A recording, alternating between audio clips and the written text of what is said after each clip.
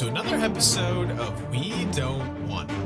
This is the podcast where two certified dipshits make uncertified takes about your favorite shows. We're your hosts. I am Scott, and joining me as always, he just got back from his archery lesson with Edamir. It's Zachary and Thackeray. How'd those archery lessons go, bud? Dude, I couldn't hit the side of a barn. Listen, there's nothing like learning from the best. Am I right? You want to be the best, you got to learn from the best. Dude, I do want to be the best. The very best. Like no one ever was. Damn it. Like no one ever was, for sure. How are you doing this week, pal? I'm doing good. I have a long weekend. Oh, excellent. Because of Juneteenth. Oh, sure. Which is pretty tight. So hell yeah. Wait, that's today, but they're giving you tomorrow off?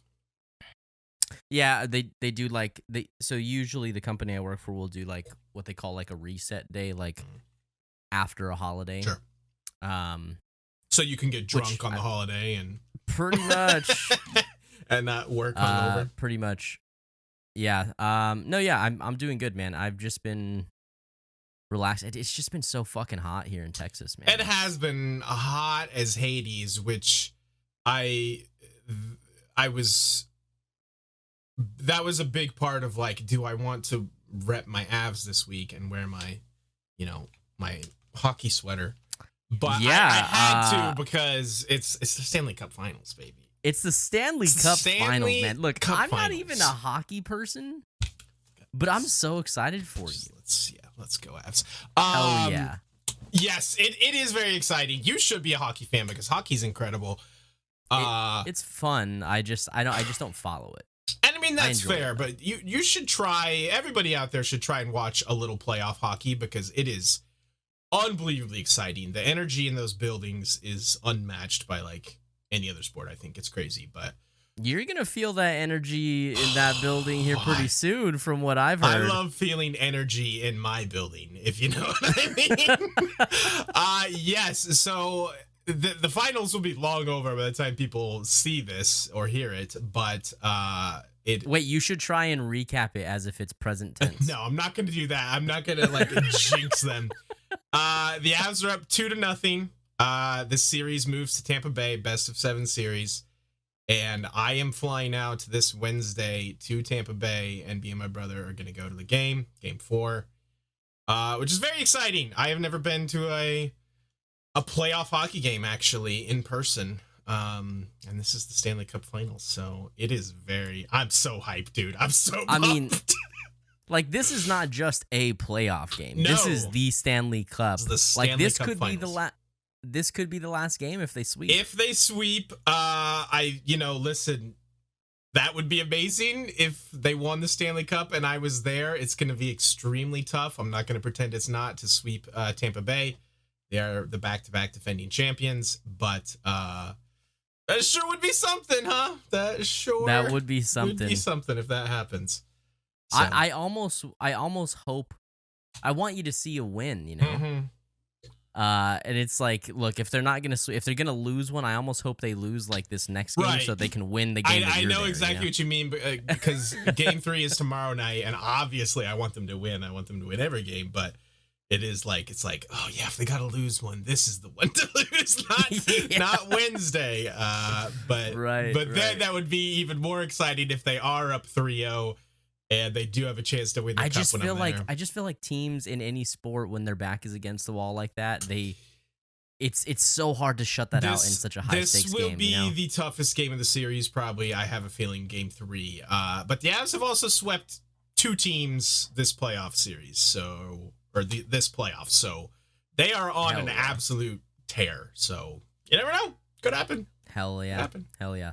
That's exciting for you, man. I am very, very happy, and I feel like a father who's like my son just told me, I'm gonna be doing this thing, and I'm like, I feel excited for you. You're such a fucking weirdo. I was like, it's funny because when I was watching the game last night, game 2, Chaz, our buddy who was on the pod, texted me, and he goes like, I'm really happy that like one of your teams is good, pal. Like you deserve that being a Rockies fan. And I was like, shut up, you son of a bitch. But also, yeah, he's not wrong. He's not wrong.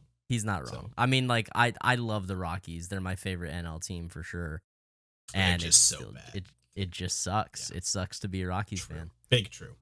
But man, we've got some Game of Thrones to talk about today. We are talking about episode 23, Walk of Punishment. And before we get into it, I just gotta say, watching this episode, I was like, let's go season 3. This is the season 3 I remember. Let's fucking go. Those first two, I feel like both of us, maybe me more than you, were a little down on. Like, these are kind of just boring episodes. Where's the season 3 goodness? And this episode, and I definitely haven't seen next episode, and we're not recording these back to back, but I have a strong feeling that these next 2 episodes are both very good. Right. So I was like, let's go. Now that we're releasing 2 per week, who cares? That's our excuse. Can record them back to back. Yeah. I mean, not that we ever did that before, but now we could if we wanted to. Only if we wanted to. Yeah. For sure. Not because you told us to. Yes. Or any other reason. It's only because we would want to. Yeah, definitely. Yeah, no, I felt the same way, man. This episode is much more alive. I mean, and the crazy thing too is like it's not even nearly close to the quality that season 3 has to offer, but it's still just such an improvement from the last 2 episodes. It's really enjoyable. For sure. Why don't we hop into the recap here, which we did not divvy up like we usually do, but why don't you timeout. And just like that, we know what we're doing. We know what we're doing.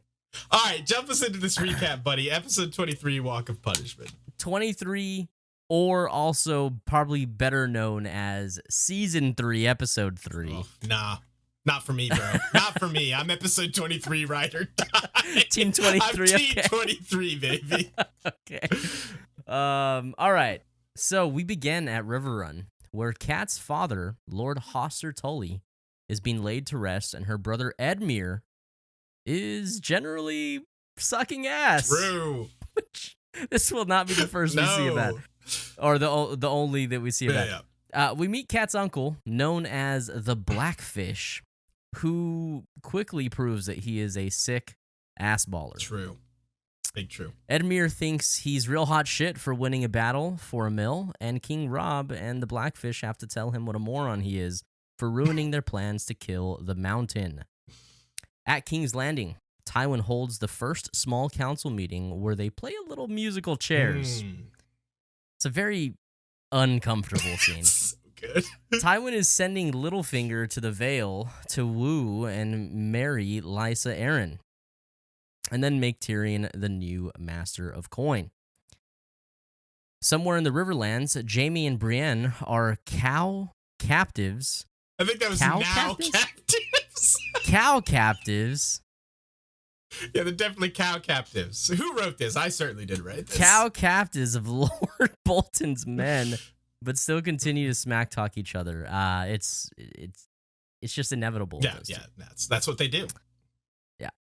Elsewhere, Arya is big mad. That Gendry, big mad. Is helping the Brotherhood without banners, and that she's now a prisoner again. Very sadly, we have to say goodbye to Hot Pie because he is staying to bake delicious-looking animal-shaped breads for the innkeep. It's not like he's from Winter Hell anyway, but he definitely is Azor Ahai. Confirmed. Azor Ahai. Confirmed. Alt-Shift-X says so. Yes, definitely. Back at Riverrun, Kat is being... Oh, I'm sorry. Excuse me. Kat is big sad about her dad. Bars. And the fact that all her children are MIA. But the Blackfish talks with her, I'm assuming, and comforts her, and continues to prove that he's just an all-around rad dude. Just sick. I mean, just side note. I absolutely love the Blackfish, and I love his introduction. I think we'll get to that. He's cool as hell. We will get to that. He's I just had to. cool as hell. In the dungeons, Talisa trolls the Lannister boys, and it is pretty great. It's pretty great. North of the Wall, I know what I'm doing. Mance, Jon, and the rest reach the Fist of the First Men to discover that all the dead men of the Night's Watch are now undead and part of the White Walker's army.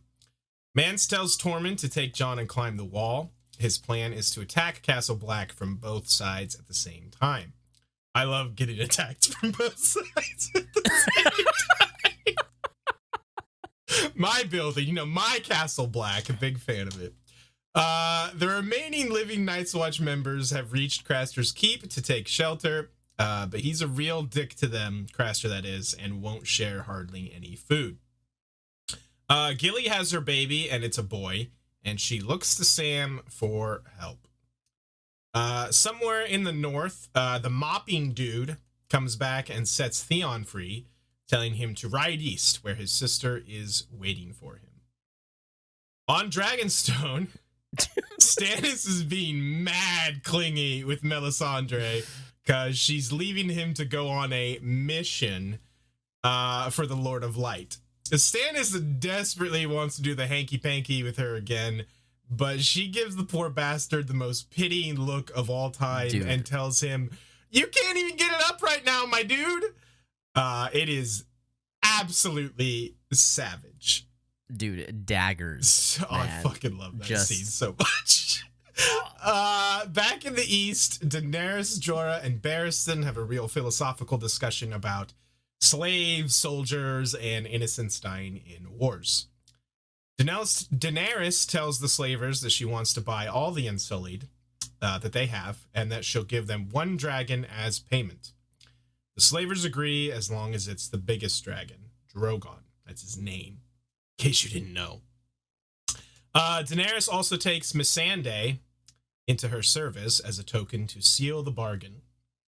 Back in King's Landing, Littlefinger gives Tyrion the royal ledgers, and he tries to flex on him how much he knows. Tyrion tries to explain borrowing money to Bronn and how they owe millions in gold to the Iron Bank of Braavos, which will fund their enemies if they don't pay it back. It's an important name. Yes, Iron Bank. Also, Pod the sex god Bars arrives on the scene. Pod the sex god Pod Bars. the sex god. Back in the north, Theon tries to outrun some pursuers on horseback, but gets caught again.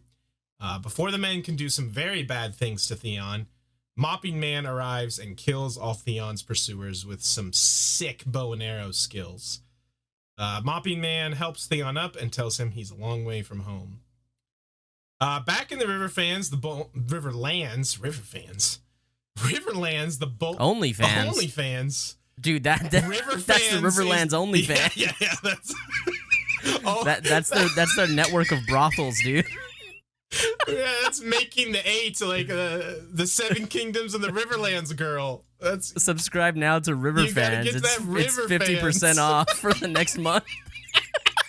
You ever made the 8, Barristan? You ever been on Riverfans, Sir Barristan?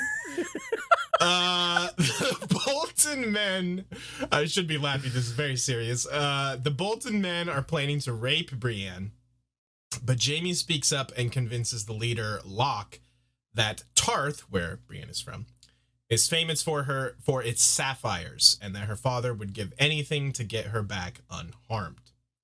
Yes, the Sapphire Isle. The Sapphire Isle of Tarth. Jaime continues to sweet talk Locke, Bars, again, and seems to convince him to free Jaime and switch to the Lannister side.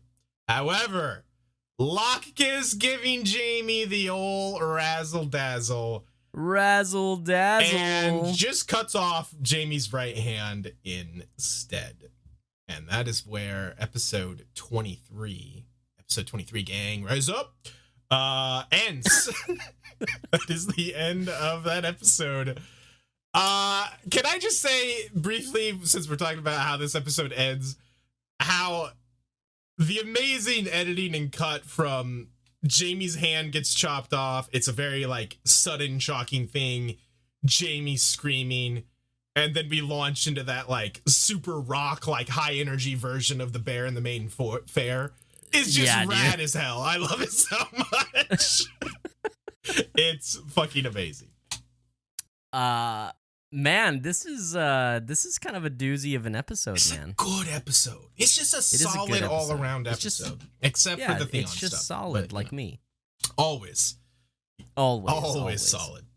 Unlike our boy Stannis, which that's too perfect of a segue to not just start there. Homie needs the blue chew to go hit up the river fans. This scene, I had totally forgotten about this scene. Yeah. And same. as I'm watching it, I'm like, that look that Melisandre gives him when he's like, I want you. It is painful.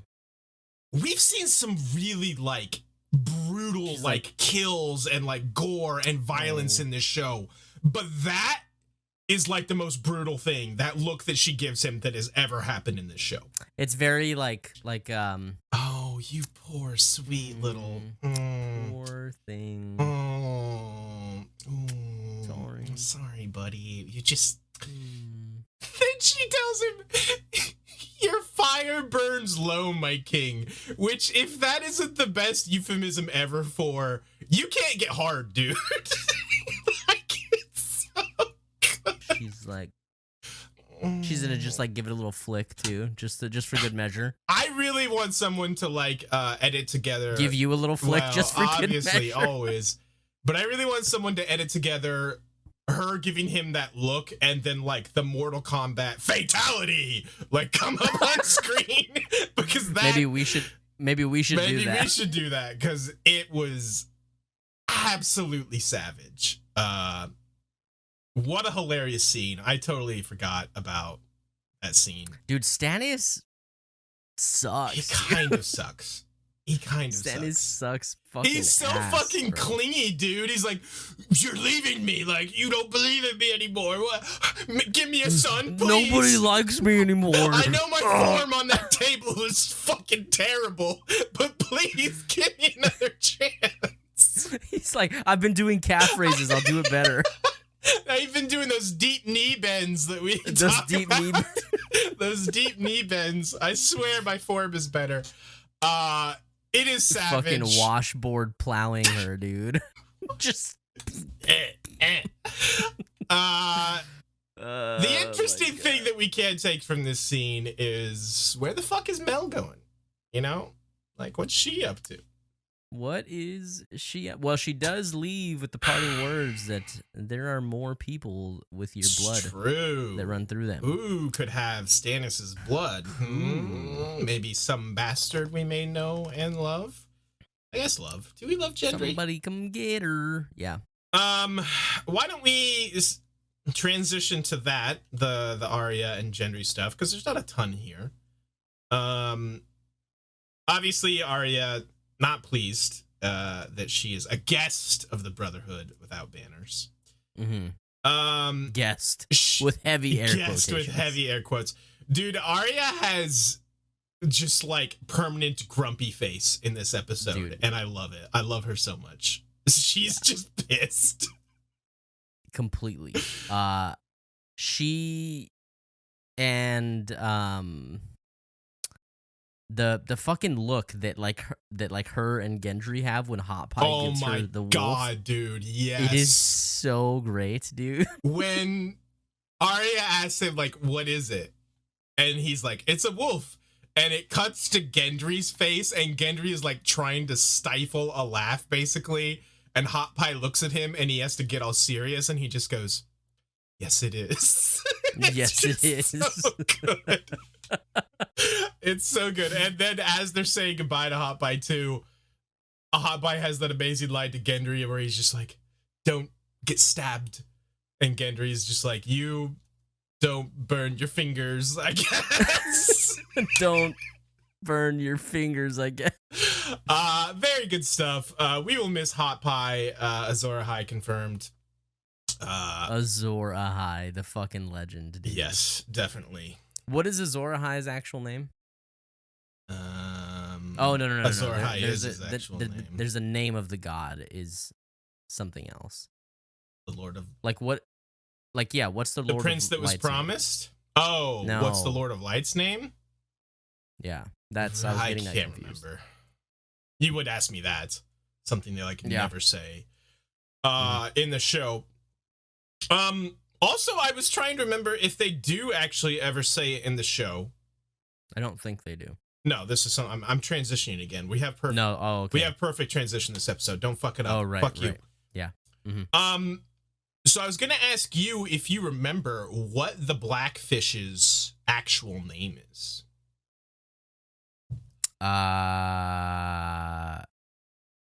Is it also Brandon? Very close. It's very close to that, but it's actually Brynden. Oh, okay. Right, okay. Brynden Tully, the Blackfish. A legend. Just as a legend. A casual legend. He's so fucking cool. Like, if this is, he is like the quintessential cool uncle. He's just like, oh yeah. He's literally like, he calls himself the Blackfish for a little backstory history. Kat and him talk about it a little bit, but basically him and his brother, Hoster Tully, who was the Lord of Riverrun, did not get along. Hoster wanted him to find a wife and get married and all this shit, and Brynden was basically just like, nah, that's not for me, bro. No thanks. So he's basically the black sheep, if you will, of his family. And I think it was originally Lord Hoster that called him, oh, you're just a black fish. And Brynden was like, because their house sigil is a fish. Correct. They're the Tullys. They're all about their fish. And Brynden was just like, Blackfish, huh? That's kind of rad as hell. I'm just gonna own that shit. And so he took the Blackfish for his sigil, and as he says in the episode, like, I don't even think anyone knows me as anything but the Blackfish anymore. It's just so cool. He's a cool dude. It's just like, I just want to be like him. I know. I just want to be him. His shot where he just checks the little weather flag, the wind gauge, shoots the shot, and then just walks off. Just tosses the bow back to Edmure because he knows he's so cool. Like it's the whole, cool guys don't look at explosions thing. It's like, I don't have to look at my shot because I fucking know I'm rad and that's gonna hit. Dude, and Edmure, I saw his fucking little weenie went inward, dude. Gave him an innie. Poor fucking Edmure. This dipshit just can't do anything right. He sucks, dude. But not in an insufferable way. Right. He just sucks as dude, you're just he's the most mid fucking person that's ever existed. He doesn't, and he wants so badly to be more than that. He does. He doesn't suck actively, in the way say Theon does, for example, who it's dude, just shut the fuck up, you suck. Edmure is just it's I almost feel sorry for him because it's just the dude's trying, this is his dad's funeral, and he's trying to hit this shot, and honestly, that boat's kind of moving pretty fast and far. I can't. It's all in the form. He doesn't have the back muscles. He didn't check the wind. He didn't check the wind like the Blackfish He didn't did. check the wind. But just the looks on his faces as he gets increasingly frustrated. The looks on his faces. The looks on his faces. I definitely said that and meant it. As he gets kind of increasingly frustrated, and everyone starts murmuring is this fucker gonna hit the shot, or what's happening here? Rob even has to kind of hold back a little laugh, a little chuckle. He looks at Kat, and Kat's like, this isn't funny, Robert. No. Robert. Does you think she calls him Robert? Probably not. No. That's too much Bobby B. Anyway, Edmure, and then the whole dude, can I tell you about this mill that I won? Dude. You should check out this fucking mill because it's great. Dude, this mill is the milliest mill of all mills. Dude, you gotta fucking go check it out. Check out this mill that I won. Oh, by the way, I know you. Did I mention? I know you're a king and everything, and you've probably seen everything. But this fucking mill, bro. By the way, did I mention I took Lannister captives? How old are these captives? Well, they're boys, basically. They're children. They're children. Speaking of, there's an amazing line from the Blackfish here where I think Rob says, Willem and Martin Lannister are 14 years old, because he's all pissed off at Edmure. And the Blackfish from the back of the room just kind of chimes in, Martin is 15, I believe. And I'm like, fuck yeah, Blackfish, you rule. This poor fucker. Rob, you could tell how just increasingly frustrated poor Rob is getting, because the dude, like, just cannot catch a break for anything. And it is sad to see that. It is sad. I mean, we've talked about this a couple times, but like, Rob is on a downward spiral at this point. It's just honestly kind of crazy how quickly like that all turned around for him. Yes, because this dude was riding. He was on a crazy win streak, like end of season 1 into like midway through season 2. The dude was like untouchable. Like, he won every battle. And now he's just like, he's at his grandfather's funeral at Riverrun, and he's just like, I need my men more than Tywin Lannister needs his. You know who's not running out of patience? Tywin Lannister. Like, we are just in a rough spot. It's not great. It's like I mean, truly, like, there's, even if certain events didn't happen that we will talk about later, like, there's no shot. Now that the Reach supports the Tyrells. Yeah. I mean, plus, like, there was the whole wrench of, obviously, the Iron Men attacking the north. Winterfell is burned. Bran and Rickon are missing. Like, right. The dude is just trapped almost in the Riverlands. He doesn't really have his own kingdom. The north is taken. And it's just like, what the fuck does he do? I'm sure he feels trapped, and you can see that frustration. Right. It's rough.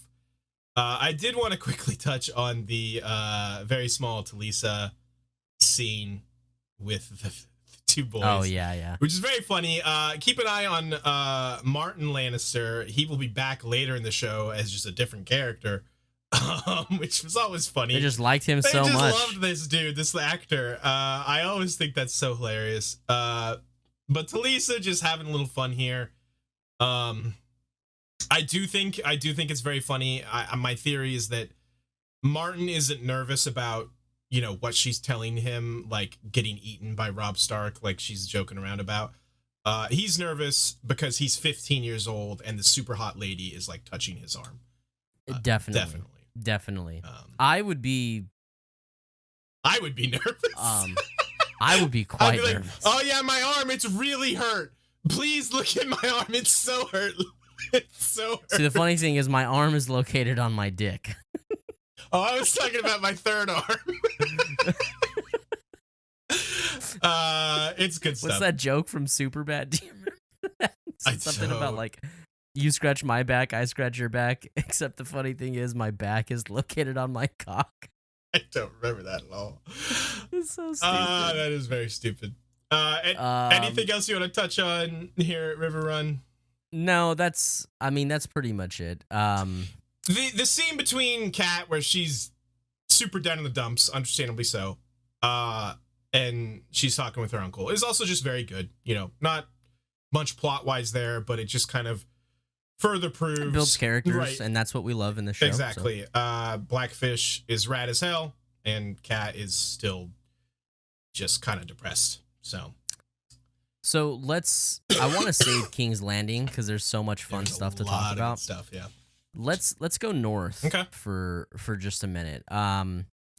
So we see Mance and John and the squad and co. Yeah. Poor Tormund finally, and Ygritte. They're just and co now. Yeah, they're just and co. They reach the Fist of the First Men. Mm-hmm. And not a good scene. I'm surprised he didn't write this into the recap. We get one of these very fun art swirly dead bodies things. Yeah. that I'm sure is very important and we need to know more about. I feel like people wanted this to be big. This is like the Lost Watchers. Don't you be a fucking apologist here. Listen, no, I'm just saying, like, this is like we gotta be the Lost real Watchers here. that want every single tiny little detail to like have some hidden payoff in the end of like, this is what that meant, and I'm just like, it doesn't really matter. Who cares? I don't think it needs to mean anything cryptic. I just would love to know, like, what is the point of those? Well, there kind of, sort of is an explanation you can draw that from much later. I don't know that I agree with that, but we'll talk about that. Do you know what later, I'm talking about? Yeah, okay. I do know what we're talking about. Listen, I don't think it needs to be anything more than that, but we'll talk about that when we get there. Obviously, it's just dead horses, and all the dead dudes are gone because they are now not dead; they're undead, and they are just part of the White Walker's army. What does man say? Like meat for the army, basically, or something like that. Yeah, we're just that's all we are is meat for their army. Yeah, it's pretty, like, what's the word? Like, just grim.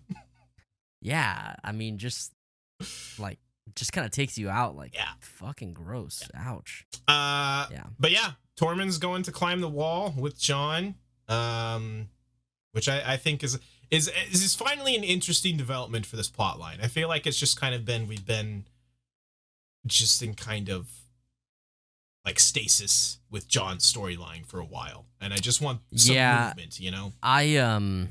So I was thinking about that actually when I was watching this. I was like, okay, this is good. I'm glad to see them like doing a thing. Yes. Except when, like, because I know what this is going towards, like what they're going to do, and you learn of the plan now. Mm-hmm. And it's season 3, episode 3.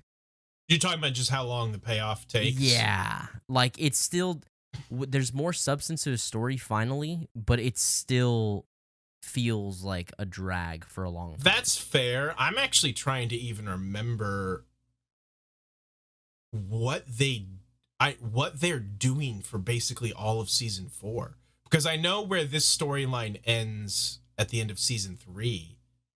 And now I'm just trying to remember, like, what are these fuckers doing for the entirety of season 4?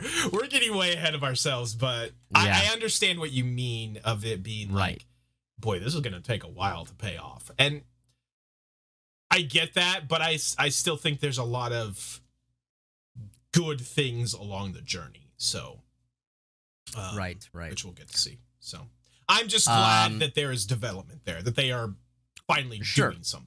So. Sure, I agree. I feel the same way. For sure.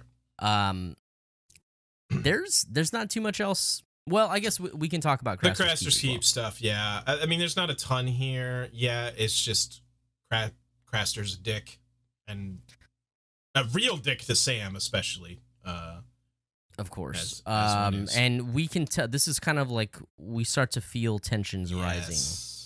We meet our dude Carl. Who I feel like I should remember this actor's name, but I do like him. He's a good actor that plays Carl. The slimy motherfucker, the slimy right? ass motherfucker, yeah. Who is like who's like basically like fondling his sword hilt when Craster is like debating whether or not to let them in, and Craster kind of sees that and is like, ooh, these guys look like they kind of mean business, so I'd better let them in. Yeah. So yeah, there's definitely a lot of tension there for sure. That's okay. Gilly has her baby. It's a boy. Yep. It's not a good thing. Not for her. No. She looks over and sees Sam, and Sam goes, "Oh," and then runs. Basically, yeah. That's where we leave them. The other North stuff is the Theon stuff, which is just like, I'm sorry, I still don't care. Okay, I see. This is. I think you and I split roads here. Okay, fair. That's fair. Tell me why this was, especially my first time watching. That's the headspace I'm trying to put myself in. Totally fair. On rewatch, it's not as invigorating. Why did you say that like that? I don't know. I don't know why I say it's just not a word that I say often. You should, and you should always say it in that tone. Just like that. Just Okay. like that. Invigorating. Invigorating. I was very interested to see like what was gonna come of him. Like I had like, okay, so again, please remember, guys, that this is my first time watching this. I had not read the books yet. So in my head, I was like, oh man, if he is able to escape, meets up with Yara, and also some events and some things that are said in the next episode, I was like, ooh. There actually, this is no spoiler. I'm just gonna say it from next episode. It's just a very quick line where he says like, something about like not all men, or like some men are not loyal to Yara, some are loyal to your father. Oh, sure. That in my head, combined with everything in this episode or next episode, I was like, Okay. ooh, this is interesting. Like, I wonder if like Theon could like take over the Iron Islands, or like him and Yara could take over the Iron Islands Against, and like rebel against their father almost. right. Okay. And I so can I was like, see ooh, this could be really cool. where you're coming from there. And so I was very interested in this story. Also, like it obviously the turn that it takes. Right. So just all in all, I think it's fine and entertaining. Yeah. On rewatch, it's whatever, because I know what's gonna happen. But I am being probably a little bit overly dismissive of this. Like it's a fine, thrilling little chase sequence. Like, you know, there's nothing inherently wrong with it. I just personally don't really care about Theon. Right. This is, dude. I'm sorry. My like, because I did just watch 2 episodes back to back today. No. I am. Remind me here. This is the episode where he has like the full on horse chase scene. Correct.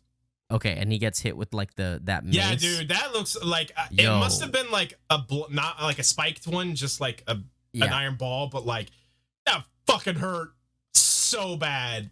Dude, oh my god. Yeah, man. Like he's like the way he's like wheezing, like how, you know, like on the ground. It's like I totally buy that. Like that would break ribs though, man. That would like shatter a collarbone. Depends on when you get hit, obviously, but like that would fuck you shit up, man. Yeah, it looked fucked up. But also just like a nice little kind of call out when this unnamed man shows up and kills the fucker right before he puts the arrow in his head. The dude that he kills calls him a bastard. Like he recognizes him and he's like, you little bastard. Which, you know, nice little nugget there on rewatch, which we'll unpack that a little bit more later. Apparently other people who didn't obviously know the story ahead of time had figured out who this was by this point. I certainly had not. Oh, really? Well, no, because I would have read this book by then. I didn't. I guess I'm just thinking of like it wasn't obvious to me of like who this was with the information we had from the show, I guess. But anyway, sure. Fair enough. Well, and these events happen very different in the book. Correct. As well. Very different, yeah, for sure. Maybe that's where my confusion was. Is like, this is so different. What are we doing here? Right. Do you want to hit King's? We got King's Landing, the East, and obviously the Jaime stuff. What do you want to hit next? Let's go East. Okay. So we get, and I'm just gonna come out and say it. We get Daenerys's best arc. The start of her best, several episodes. Agreed. Right here. Agreed. And this was, I don't know if you recall, man, my first time watching this, during me watching this section, I was like, I'm kind of liking Dany You're right probably now. big team Daenerys, I think, at this point. Well, I was just like, I'm just kind of liking where she's going with some of these things. And I might, forgive me, I might be getting a little ahead of myself, but yeah, I mean, this is enjoyable stuff. It is. I agree. I totally think this is, season 2. We talked a lot about how I think that storyline was incredibly boring and just kind of It was, almost man. pointless. It's not just a you thing. Right. It is boring. This dude. is some of her best stuff. Also, by extension, like the other characters with her, like this is some of Jorah's best moments. Like the lines that Jorah has here, like the reasoning, his arguments, his speeches here, I think is some of his best stuff. Barristan, you know, just kind of talking about Rhaegar's good stuff. Yeah, this is, you know, I am the Daenerys hater, of course, but yeah, this is her probably most interesting storyline in the show. So, well, season 1 was pretty decent, but I still think this is probably better. Well, and I feel like this, aside from even if this isn't as interesting as the Khalasar and like Drogo storyline, this is the most like I feel like character rich storyline that makes you feel like, man, I could buy into this chick. Right. There might be some real growth happening here. So yeah, obviously we'll unpack that a little bit more later. But I like also like kind of how we immediately establish the kind of adversarial relationship almost between Jorah and Ser Barristan. Like they have very different like philosophies, and they're kind of coming from different worldviews. And you know, Barristan is very much like, oh, you know, we can get sellswords here. He didn't use slaves. These men, when Rhaegar fought on the Trident, like those men loved him and all this stuff. I mean, he's such an honor-bound person. Correct. Like, that is who Barristan is. And Jorah, who's much more of a realist, is like, Rhaegar was extremely honorable. His men loved him. He fought with all the honor in the world, and he died. He's dead. He's gone. He lost the Battle of the Trident. And, you know, like I said, I think some of his best lines in the scene where he's like, you know, like, because Daenerys is like, oh, the blood of my enemies, not innocents, will be spilled and all this. And Jorah's like, hey, Ser Barristan, you fought in a bunch of ass wars. You ever fought in any war where innocents didn't die by the thousands? And even Barristan is just like, yeah, no, that doesn't happen. Right. And like I said, I love how quickly we establish their kind of counter relationship. But then even the one thing they do both agree on is when she's like, I'll give you a dragon, they're both immediately just like, yo, what the fuck? Don't do that. What are you, crazy? Which is also very good. And stuff. I even genuinely like how she handles them afterwards as well. I was gonna say that as well. I love it. The way she reprimands she doesn't them. address it like during their like bargaining conversation. She doesn't put them on blast in front of everybody, which they kind of did to her, so she could have. She waits and is just like, listen, I want your counsel. You're here to counsel me, but don't fucking do it in front of strangers. And that was great. Phenomenal stuff. Yeah. Like, don't challenge me like that. Right. In front of strangers. Especially, like, shitbag strangers like this guy. Speaking of shitbags like that guy, poor Miss Sande having to, like, tiptoe around and, like, change her translation, like, to suit, just to, like, be polite, to not let this ass bag. Yeah, to be professional. It's very amusing, but I feel for her so much because it's like, she has to work. A girl be up there working to like make that shit professional. Yeah, dude. Also, Missandei's so hot. She's just so hot. I knew you were gonna say she's that. She's so hot, dude. Dude, I can't deal with it. She's so fucking hot. She's very, very hot. But yeah, she wants all those Unsullied, and she is going to give them a dragon. So she walks out with Missandei. And there's even like I'm speaking of this more because I just love Missandei, but like but it's a good it is a good little thing. Fucking are. She says something like, yes, all men must die, and Dany is like, but we are not men, right? And you're like, I noticed Missandei. No. Actually, well, I do notice Missandei, but when Missandei hears her say that, she kind of gives her this little like like, okay, like this little grin, and I'm like, yeah, you were. oh, like right here, right in my fucking thing. Yeah, no, indeed. Yeah. It's so good. Anything else on the Daenerys stuff you want to? Man, this is a fucking packed episode. This is yeah, let's just talk about Missandei a little more, please. Let's I would love to, but we do have to move on because this fucking episode is packed. Let's hit the King's Landing because I want to do the Jaime stuff last. Okay. All right, easy enough. Tywin is just this scene is so good. There is not dialogue for like 5 minutes.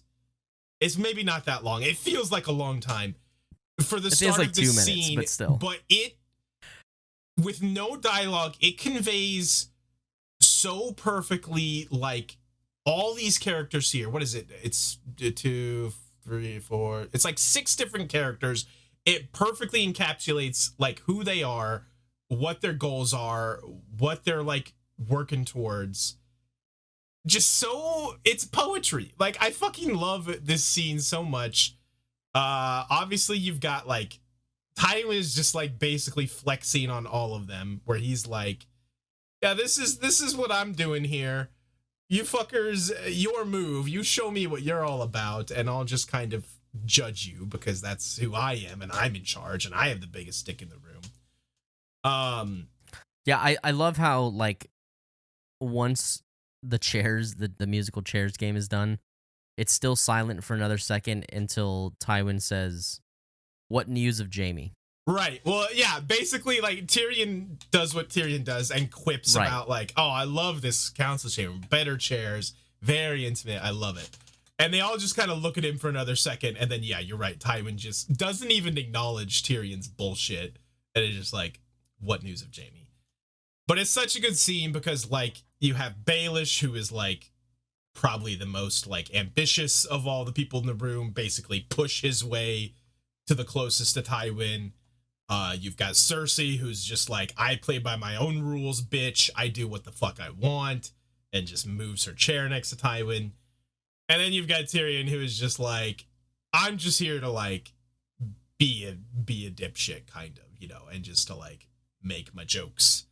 The chair squeaking as he drags it is just, it's so good, chef's kiss, and he knows it. Oh, he absolutely knows it. It's incredible. It's an amazing scene. I love so much. And then yeah, it's obviously Tywin, you know, gives Tyrion the Master of Coin. And Cersei's just pleased as punch. She's just grinning like the cat that ate the canary. She's so happy about this. She's like, dude, you need to drop another fucking saying on us again. Pleased as punch, pleased and grinning punch. Like the cat that ate the canary. Yeah, I did kind of just go back to back with those. Yeah, that was weird. Dang. Back to back like the Chicago Bulls 98, 97. 98? They went back in time a year? yeah, 97, 98. They went back in time to win the championship. Yep. It's a good scene. It's just a really good scene. You know what I find interesting? What's that? Or like what I like more, even more on, like in hindsight. What's that? Is these two characters, Baelish and Varys, who I feel like most of the time that we see them on screen, they seem very in control and very figured out. Obviously they're not in control the way that like Tywin or like the Hand of the King or the King would be. Right. But like there's not a lot that like knocks them down. Sure. And except Tywin. In this scene, what news of Jaime? They all say nothing and they tuck their tail. Like it is insane. Yeah. The like fear that you can feel from them. And he's like, all the fucking Northerners in the world know he escaped weeks ago. What the fuck are you guys doing? And then I can't remember, somebody says something about trying, and Tywin just hits them with the, well, try harder. Yeah. He is swanging that big dick around. he'd be swanging. What else in King's Landing? Is this it? No, I mean, there's the. I think is the only other thing like the pod, the sex god, situation. What a weird storyline. I love it though. I'm not mad at it. It's just such a weird deviation, like from the like none of this is in the books. Pod is not a sex god in the books. And it's just, dude, like picture them pitching this in the writers' room. I know. Like, I'm just like, I want to hear that conversation of whose idea it was. Like, what if Podrick Payne was so good at the sex that Bors didn't want him to pay? And everyone else was just like, oh yeah, no, I like it. Put it in, hell yeah. Put that shit in. Put that shit in. I'm not like that's what he did. He apparently did a lot of things to them. It's just such a weird storyline, and like I said, I'm not mad at it. It's just kind of very amusing. There was one really good line that Tyrion had to your favorite Littlefinger, where they're talking about like the royal ledgers. And Tyrion says something to the effect of like, "Oh, I'm surprised you keep them here."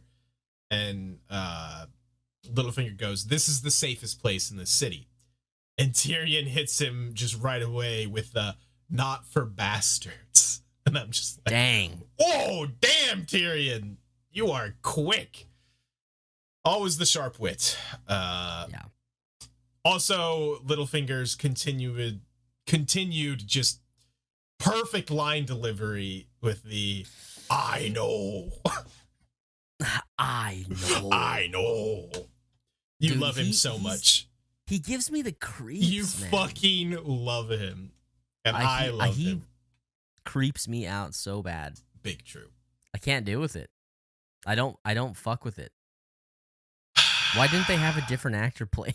No, I wouldn't have that. Like I said, I'm fascinated by his line delivery. It's one of my favorite things. Fascinated is a very interesting way to describe. But yeah, listen, I'm not saying it's good, especially like in comparison to many of the other performances in this show.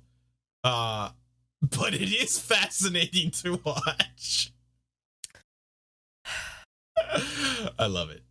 I just can't, dude. I love it so much. He's just a fucking weirdo. I think that's the only other thing in King's Landing. Let's talk about your boy Jaime and then get this shit moving because we're running a little. Well, this is a jam-packed episode. That's what I'm saying. It is. I know. Obviously, the Jaime stuff is what there's a small scene, obviously, where they're very comically tied back to back on the same horse, and they're still snipping at each other, which is just very good and very on brand for them. I love how Brienne is basically like giving him all this shit about like, oh, you weren't as fast or as good as I expected and all this. And it gets to a point where Jaime, he has no comebacks left. Basically, all he can come back with then is like, oh yeah, well, you're gonna get raped, which is like really bad, but it's like, dude, like he's got no comebacks left. She's kind of I don't think that's alive. Why he said that. It kind of seemed like it was though. I don't think so. But, I think it's very like, hey, we're kind of we're taking jabs at each other, and I like you, like I care about you a little bit. Well, see, that's the thing, because despite all Jaime's, constant snipping at Brienne and like, taking shots at her and all this shit, I think it is very clear that Jaime does care. Like he does. He didn't have to speak up and like rescue her from this, but he does. He convinces Locke that Tarth is known as the Sapphire Isle because all the sapphires in Westeros are mined there, and that she's worth her weight in sapphires, basically. And this whole thing is seeming to go so well for him. Like, seems like he's got this dude convinced to like let him go, to switch sides. He's gonna get a nice partridge. He's getting unchained. Like, oh, Jaime's just like He even gives Brienne this look like, yeah, okay, look at me, hey. Only to just have this take a very bad turn for our boy. I do love how this was done, because it's like the threatening with a knife. It looks like he's gonna like take his eye, like he's jamming the the knife into his eye, and he's giving him the speech about like, all you have to say is your daddy, my father, all this shit. It's like, your father isn't here basically to save you. Right. And then he like backs off, and it's like, oh, that was a close one. But then he hits him with here, this should help you remember. Bam! And it's just like so startling and like shocking. Yeah. Well, since you didn't know this was coming, like, tell me what you were thinking, how you reacted. Legitimately had to watch it twice. Sure. Yeah, I actually like had to rewind it, and I was like, wait, hold on. Wait, what? What did he just do? Yeah, man. Yeah, man, I was shocked, I'd say. Shocked, I say. Also, all I can think about is the trust that you have to have for Locke to be his henchman that's holding Jaime's wrist down. Yeah, right. Dude, like that, he was like that far from. Also, it's not like he's like taking his time and aiming. He like he has to pull the 360 no scope like into the swipe. Commando Pro no scope. He pulls the Commando Pro from a halfway across the screen and just chopping. The dude's got good aim. I have to give it to him. Apparently, dude. Because he also, how did his men know that this was the plan? That's what I was thinking about the entire time, because Jaime talks him into this, and Locke is being like just perfectly courteous of like, oh, here, come, this shall serve as a table. You want a spare partridge? I love Jaime. Oh, I do love partridge. And then just he gives his boys the old head nod, and they somehow telepathically just immediately know exactly what to do. Methinks this isn't the first time they've like chopped the dude's hand off. Methinks that they've definitely done this hand chopping. Who are you, Jar Jar before. Binks? Yeah, apparently. This dude has obviously practiced at chopping off hands. Is all I can think. You think they have like rehearsals? Maybe to like get this shit down, Locke. Maybe like the down, Locke. Yeah, very good.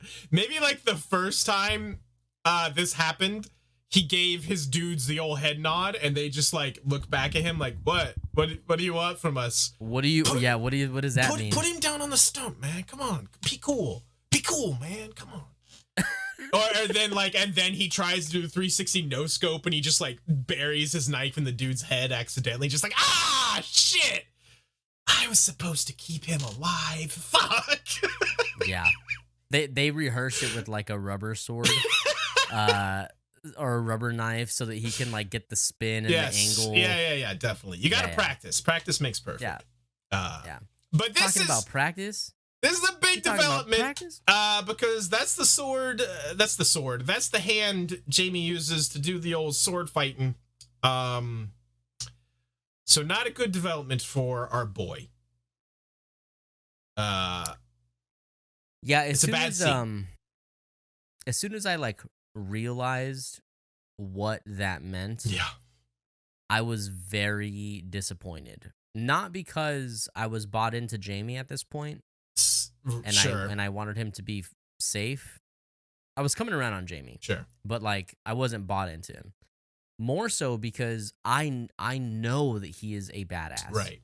And I wanted to see more of that. See, that's the thing, and that's one of the great things about this show, and we've talked about it before, is how it does subvert your expectations in a lot of ways. Like, the main character, Ned, in season 1 is killed, and, so on and so forth. There's a million examples, but like, this is like the quintessential badass, like the quote unquote best sword fighter in the realm, Jaime Lannister, and he just got his sword hand cut off. Like, before he can really do anything, like, he's got that brief scuffle against like Ned, And then He won some battles. He won some battles, Riverlands. but then, loses and gets captured. And like, it's like, no, wait, but like, no, he's got to be able to still do stuff. Like, what are we doing here? Because yeah, obviously at this point I was bought into Jaime. So I was just like, no, they're going to grow him a new hand or something. It's like, this can't be. There's got to be a spell or something. There's got to be like some spell that'll like reattach his hand or something. It's like, it is a shocking development. Shocking. But that's what the show does, and it does it well. But I think one of the biggest things I take away from this is just like the continued kind of breaking of Jaime's like tough exterior shell, where it's like, right. He does kind of stick his neck out for Brienne, and you could say it's for that or it's for his. He kind of stuck his wrist out. Too. He definitely stuck his wrist out. Whether it was because of that or like the other shit that he was trying to tell Locke, but the end result is he stuck his neck / wrist out and lost his hand. So, but I do appreciate that we are these kind of Jaime's rough wall exterior is like, coming down, and we are seeing these more human moments from him. So yeah, definitely. Like we've seen a couple of them kind of like pop up, and this season really does a great job of highlighting that. And it'll only get better. It'll only get better. We should jump into our final segment here because this one is going I just have to say, sure, go ahead. Just before we finish up, I know we said it at the top of the episode, but truly, it's just so good to be into like this kind of episode of season 3. It's so good. I said this is the last 2 episodes were #not my season 3. But this is my fucking shit. This is like when people think about good season 3 stuff. I mean, they're probably thinking of other things, but this is like, I feel like it's finally like, okay, now we're into some season 3 goodness. Right. Because it was a jam-packed episode and very, very good. But now we have Who Be Thrown In. So my boy Jaime, where we last left off, to recap for the listeners, Tywin, who definitely appeared in that episode and definitely did a lot, had retained his spot at number 1. Marjorie was at number 2. The introduction of Lady Olenna, the Queen of Thorns, put her at number 3. Jaime at number 4, and Joffy boy really at number 5. King Joff.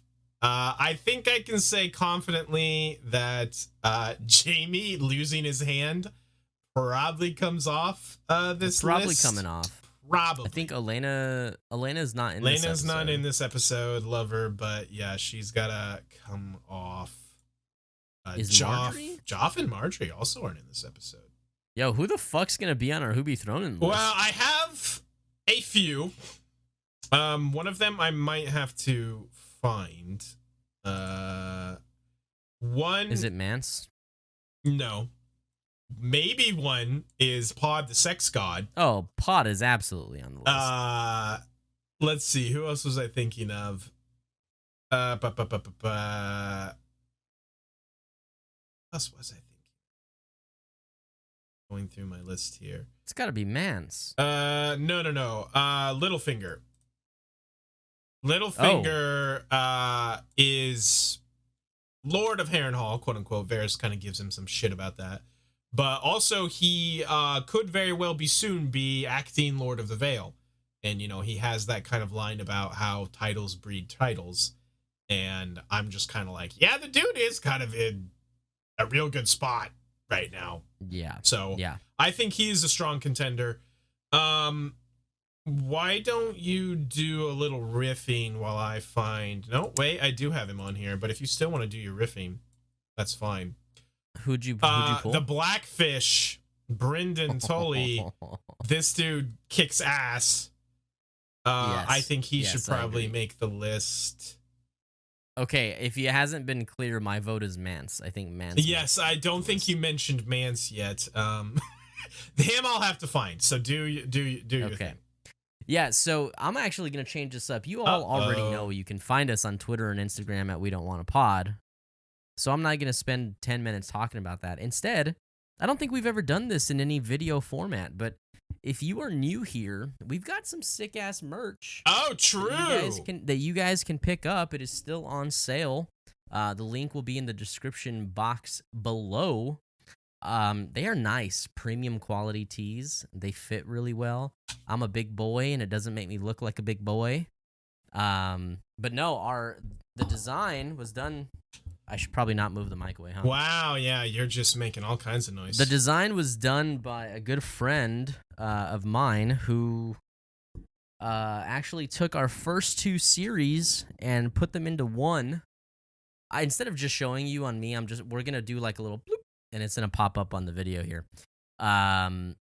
If you say so. It's got a skull and crossbones for one piece because that was the first series we decided to do. And instead of crossbones, they are 2 wands. Hell yeah. For Harry Potter, our other series that we started the show with. So if you're an OG and you haven't gotten one of these cool ass shirts, or you're new to the show and you're loving it, Zach, hang on. I believe you're burying the lead of like what is actually the coolest part of that shirt, aren't you? I'm burying it a little bit. The back has a real cool fucking design that was done by another buddy of mine. And it says, "Give him the old razzle dazzle." We love the razzle dazzle. We love the razzle dazzle here on the We Don't Want a Pod. We endorse the razzle dazzle. It's a sick design. Again, you guys should be able to see this. If I do this, does it show up? Yeah. If you put it in there after an editing, great. For sure. Yeah, okay, great. Okay, it's done. All right. I think I have Mance here. I'm going to throw up Bronn and Tyrion as maybe the other maybes. Yeah, Tyrion doesn't do it for me this episode, or Bronn. Fair enough. I think maybe these are our 5. Obviously, I think we can unanimously for 2 of us, agree that Tywin is saying it number 1. Yes. The dude fucking absolutely slays the scene that he's in. Yeah. And absolutely. has the entire small council by the balls, basically. So that would leave us with Mance Rayder, Pod the Sex God, Littlefinger, and the Blackfish, Brynden Tully. Is there anyone else? I mean, Daenerys? Daenerys is maybe a solid choice. Or, even Jorah. Jorah had a really solid episode. Where are you? I think I'd put Dany over Jorah. Okay, personally, you would put Missandei over both of them. If I could choose Missandei, I would, but it wouldn't be right. I cannot find Dany. There she is. Yeah. Is the pod thing like a joke? We can probably just drop him off. I mean, it is a joke, and we can drop him off, but it's pretty amazing. It is pretty amazing. I don't think he beats any of these other 5, though. Okay, fair. I love you, Pod, to death. You know that. You don't want to entertain Jorah, not Barristan. Stannis. So. What about Stannis or Mel? Mel? Oh my God, Mel should make the list.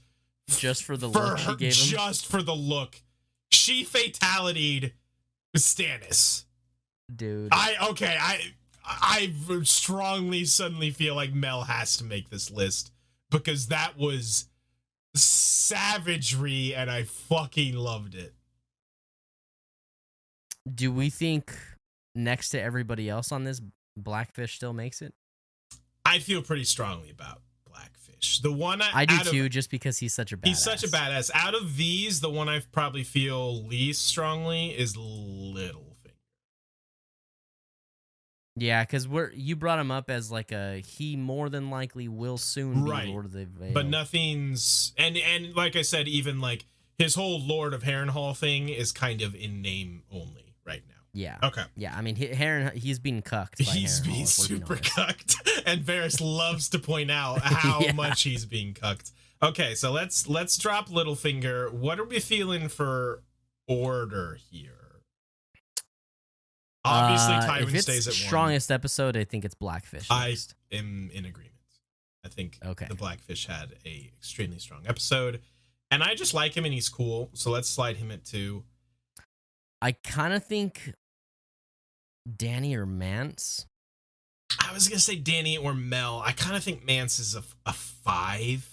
I'm not like Really? I'm not on the train with him like you are, because like I like that, like he's ready to attack now. he's Like, ready to go, but also like is kind of out of necessity because they just saw what the fuck happened at the Fist of the First Men, and there's just more meat in their army now.